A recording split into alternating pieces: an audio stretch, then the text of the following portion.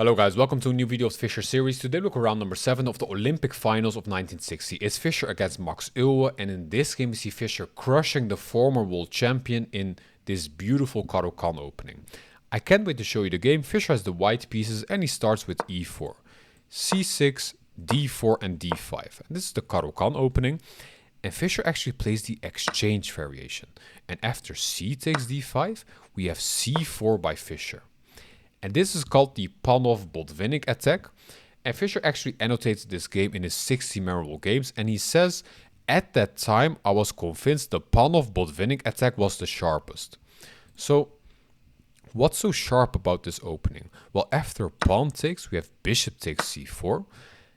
And white has an isolated pawn on d4. Well, the advantage of having an isolated pawn early on is that we have a lot of attacking lines next to the pawn. But the disadvantage is that on the long term, when all the pieces are off the board, black is better in an endgame. So let's see what happens. Euwe doesn't take the pawn, he plays knight to f6.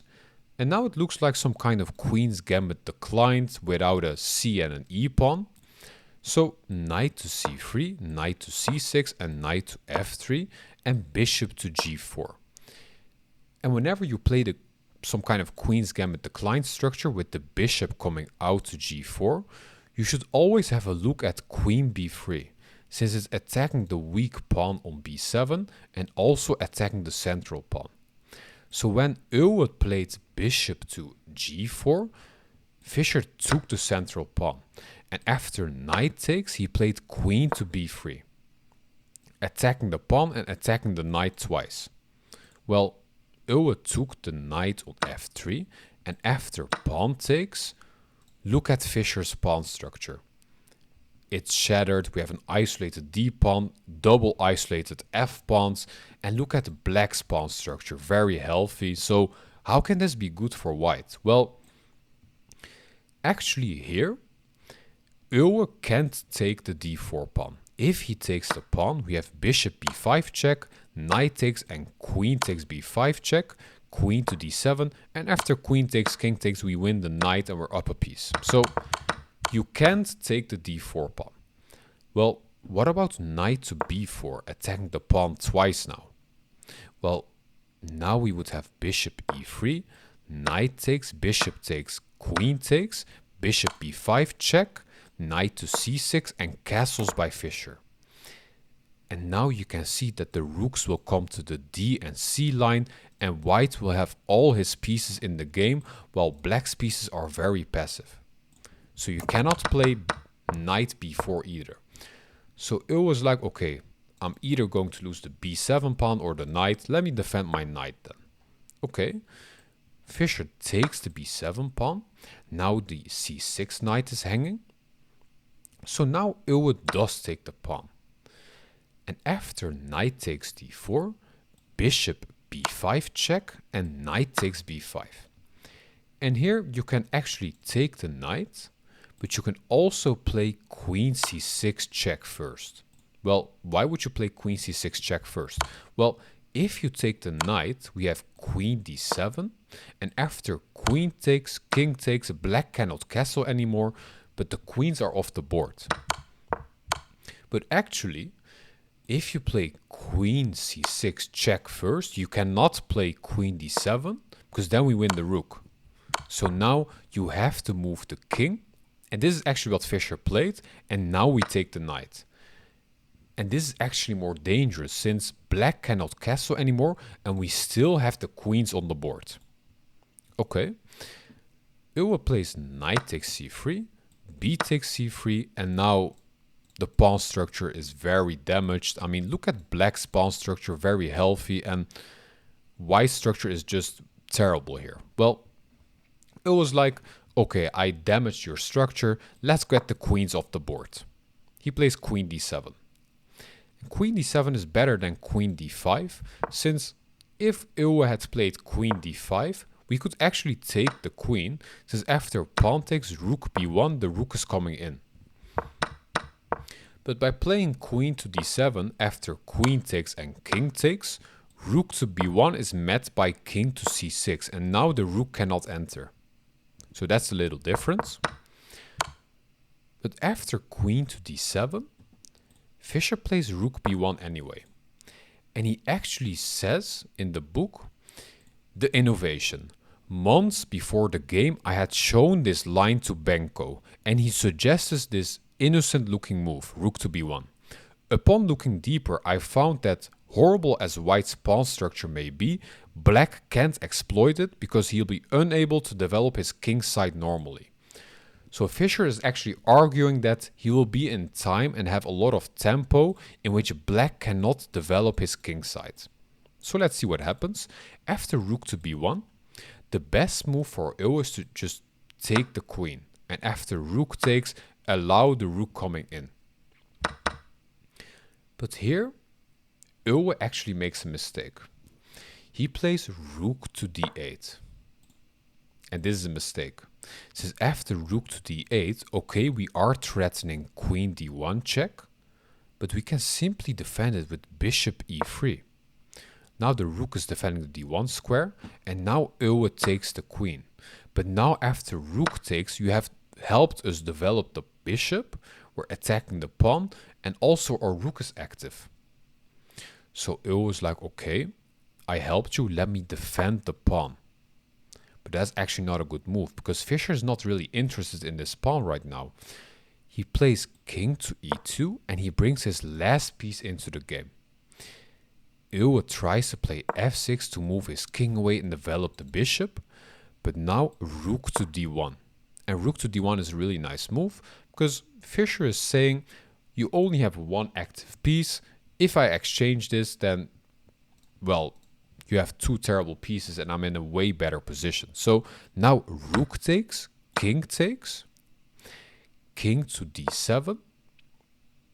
And here, not taking the pawn, since then we would develop the bishop to d6, the rook is coming to the game. So in this position, Fischer plays the best move, rook to d8. And now you cannot develop the bishop because then your rook is hanging. And this is the tempo he was talking about, and that's why this position is so beautiful. Well, after rook to b8, king to c6, bishop takes a7, and g5. So Euwe tries to play bishop to g7 and exchange the rooks like this. But after g5, we have a4, bishop to g7, rook b6 check, king to d5, rook b7, attacking the bishop, bishop goes to f8, rook back to b8, bishop to g7. So we see the position repeating, rook to b5, king to c6, and rook to b6 check, king to d5. So we've had this position twice now, and now Fischer pushes the pawn. So now he's trying to create a queen on the a file. f5 by Euwe, and with f5 he's simply attacking the c3 pawn. Well, in this position, Fischer plays a move which, in my opinion, is the most beautiful move of the game. Honestly, I would play something like rook to b3 probably to defend this pawn, get behind my a pawn and march it forward. But here, Fischer plays bishop b8. And that's actually the best move in the position. Well, bishop b8. Can we not just take the pawn now? Well, after taking the pawn, we're simply marching the pawn forward. And if you try to attack my rook, simply a7, giving away the rook, king takes, and a8 queen. And the bishop is defending the queen like this, so the rook cannot take it. I mean, this is a beautiful move, bishop to b8. So Euwe probably saw that line, so he plays rook to c8, attack the pawn like this and get behind it. Well, after rook to c8, Fischer simply marches his pawn forward. Now rook takes, Euwe hopes to get behind the pawn, but after rook takes, Fischer actually makes a little mistake. Well, the best move here is rook d6 check, and for example king to c5, and now attack the bishop. And there are no good squares for the bishop. So now we can simply march the pawn forward. Even if you try to take the pawn, we will simply take the bishop, and after rook takes, win this pawn, and white's just crushing. So that's why here rook d6 is the best move.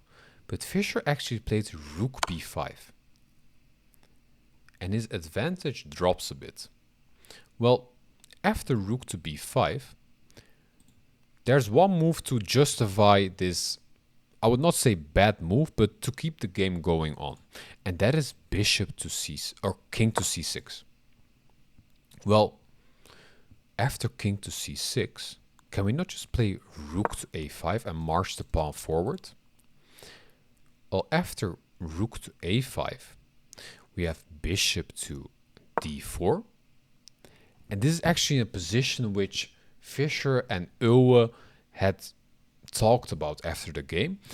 And Euwe said, after the game, Euwe showed me a cute trap he might have played for and almost fainted when I fell into it.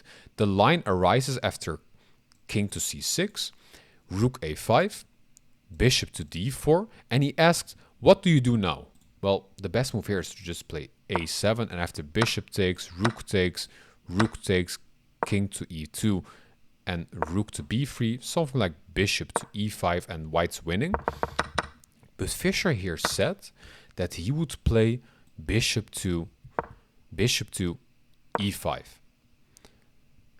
But this actually leads to a draw, since now black has this really nice move, rook c5.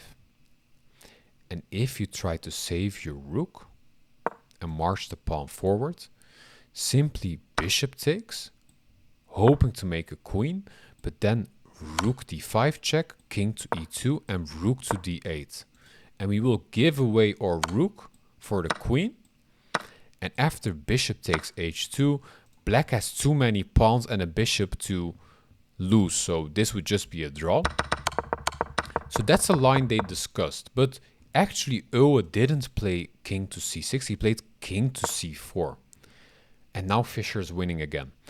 And here actually he has only one move to win the game. I would say try to pause the video now and find the winning move for Fischer.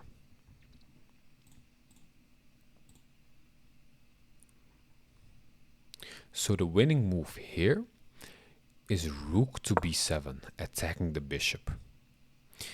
Euwe tried to bring the bishop to d4. And now white has only one move again to win the game. And that is rook c7 check. Well, why is this such a good move? Wherever the king goes, we will take the rook. For example, if you go to b5, well, after rook takes, bishop takes, you're not in time to defend it. Well, Euwe actually played king to d3. And after rook takes, king takes, Fischer didn't just play a7 and after bishop takes, play this endgame. He found the best move. And that is bishop to e5. And Euwe resigned the game. Well, the bishop is pinned here. And if you take our bishop, there's no one guarding the a7 pawn. I mean, this was such a beautiful game by Fischer, especially this bishop b8 move earlier on was very powerful, and he just outplayed Euwe with this very weak pawn structure. So I hope you liked this video. If so, please like, subscribe or comment, and I'll see you on the next video. Bye bye.